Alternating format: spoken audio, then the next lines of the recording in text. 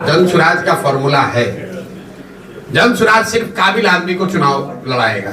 हमारे लिए काबिलियत पैमाना है, लेकिन हर समाज में चुनाव तो 243 आदमी लड़ेगा और बिहार में काबिल तो लाखों लोग हैं।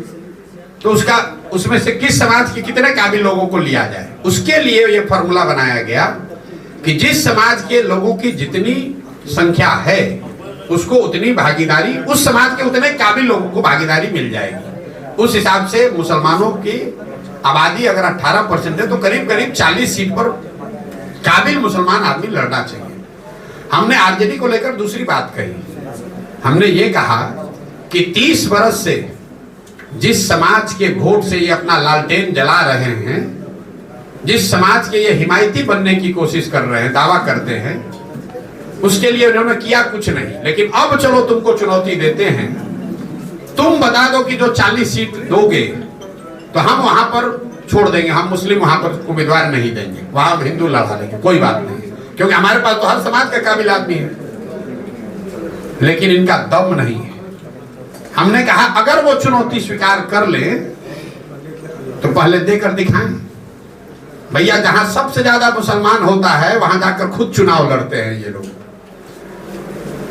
इनके भाई जहां चुनाव लड़े थे, जरा जाकर देखिए कि उस क्षेत्र में कितने मुसलमान, जो जितना बड़ा नेता है आरजेडी का, वो खोजता है कि यहाँ मुसलमान कितना है ताकि हमको मुफ्त का वोट मिल जाए।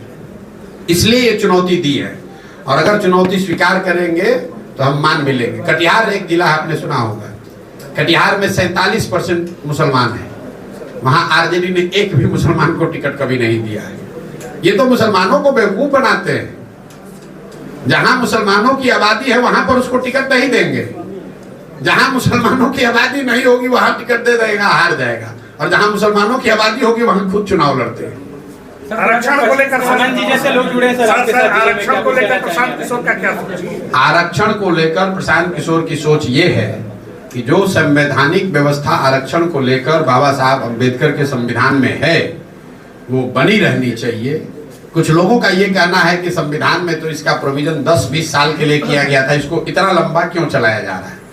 तो संविधान में ये व्यवस्था 10-20 साल के लिए इसलिए की गई थी कि जब 10-20 साल में समाज के वो वर्ग सामान्य वर्गों के बराबर आ जाएंगे, लेकिन वो किसी वजह से नहीं आए।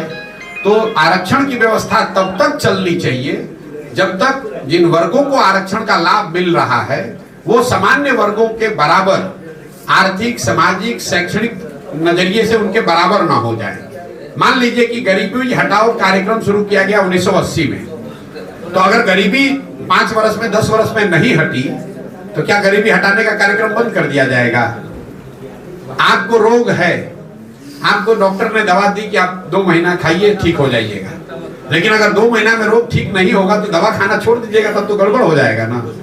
तो आरक्षण की व्यवस्था जो संविधान में है वो बनी रहनी चाहिए, तब तक बनी रहनी चाहिए जब तक जिन वर्गों को इसका लाभ मिल रहा है उनकी सामाजिक, राजनीतिक, शैक्षणिक स्थिति सामान्य वर्गों के बराबर न हो जाए।